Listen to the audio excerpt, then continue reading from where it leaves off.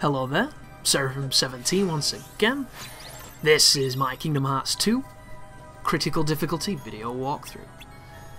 I don't know the name of this supercomputer boss, so I've just called it the Moses boss. And I've done that because it looks a hell of a lot like Moses in South Park. So, hopefully you've seen South Park and you understand what I'm on about. If you don't, I probably just sound like a crazy person. We just picked up a really powerful ring.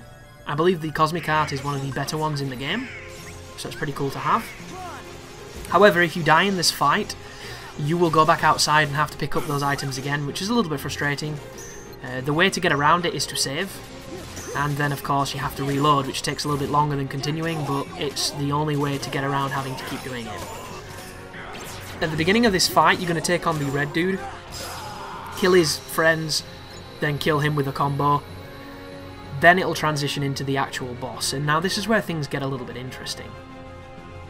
So, on a level 1 run, I imagine that this is going to take some doing, because when you go into the quick time event to damage this boss, it locks you into it, and I'm not entirely sure how you dodge the incoming attack that happens afterwards, so I'd be very curious to see how it works, because you're going to see a pattern emerge in this gameplay right now, which is not the most desirable way of doing it, but it's just the way that seemed to work best when I was playing.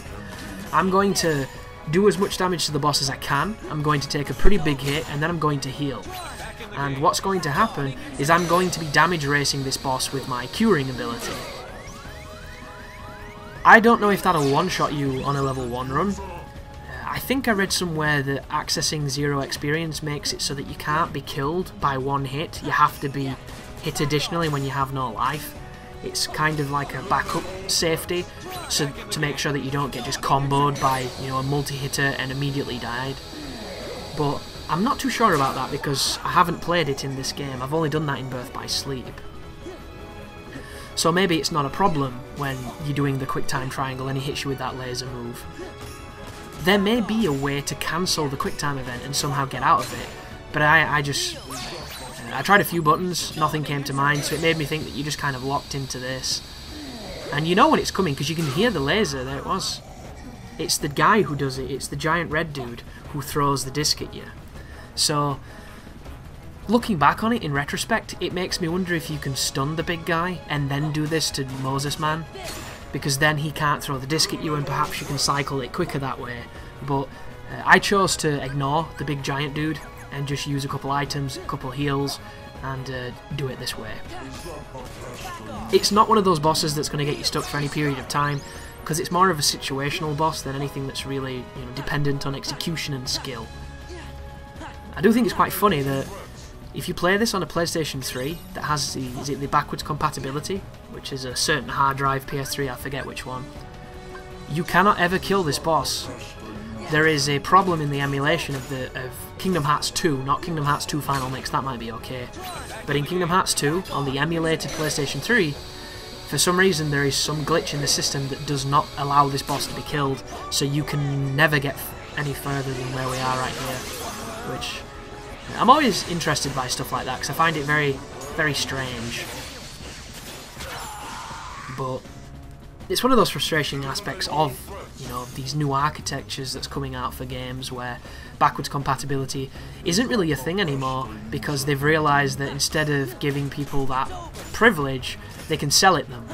And the moment you tell somebody they can sell something to people, they can, you know, consumerize it so that it can be consumed, is a very sad day. And it's happening gradually, but it's getting worse. And I know that sounds very doom and gloom and, you know, fire and brimstone, but it is true. How many games have really great side quests and extra content and optional bosses and just optional things to do, post-game content that only unlocks once you've beaten certain final bosses?